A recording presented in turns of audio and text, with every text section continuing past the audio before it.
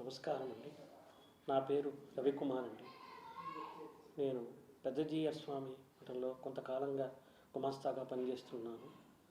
అలాగే cable business ఉంది, real estate వ్యాపారం కూడా చేసుకుంటూ ఉన్నాను. గత 2 సంవత్సరాల క్రితము ఏప్రిల్ 29వ తారీఖున 2023 ఆ రోజు పరకామణిలో ఒక తప్పు చేశాను. నేను ఆ తప్పుకు ప్రాయశ్చితంగా నేను మా కుటుంబం మహాపాపంగా భావించి నా ఆస్తిలో 90% స్వామివారికి ఇవ్వాలని అనుకున్నాము. అలాగే స్వామివారి పేరు రాసి ఇచ్చాము. కానీ దాన్ని కొంతమంది మరోలాగా భావించి దాన్ని ఇంకోలాగా మాట్లాడుతూ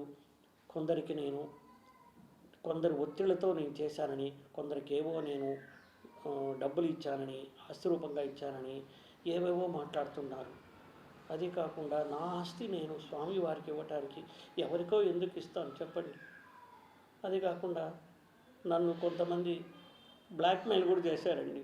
ఆ బ్లాక్మెయిల్ చేశారు. వారి మీద కూడా కొంతమంది మీద కేసులు కూడా పెట్టడం జరిగిందండి. నా బాడీలో, నా అవయవంలో నేను కొన్ని శస్త్రచికిత్సలు చేసుకున్నానని ప్రైవేట్ పార్ట్లో దాని గురించి చాలా అసభ్యకరంగా మాట్లాడారు. ఇది గత 2.5 సంవత్సరాలుగా 3 సంవత్సరాలుగా నేను, నా కుటుంబ సభ్యులు, నా భార్య పిల్లలు మనోవేదన చెందుతూనే ఉన్నాం. ఈ రోజు వరకు కూడా మేము ఆ బాధ నుంచి కోలుకోలేకుండా ఉన్నాము. వాటి గురించి డిబేట్ పెట్టడం, మా గురించి అసభ్యంగా మాట్లాడడము మేము తీసుకోలేకపోతున్నామండి. దీన్ని పై న్యాయస్థానం వారు నాకు ఎటువంటి వైద్య పరీక్షలు నిర్వహించినా కూడా నేను దానికి సహకరిస్తానని, దానికి నేను సిద్ధంగా ఉన్నాను. ఆ యొక్క వైద్య పరీక్షలు లేవని నేను నిరూపించుకుంటాను. ఎందుకంటే అవన్నీ అవాస్తవాలు. వీరు చెప్పేవన్నీ ఏది కూడా వాస్తవాలు కాదు.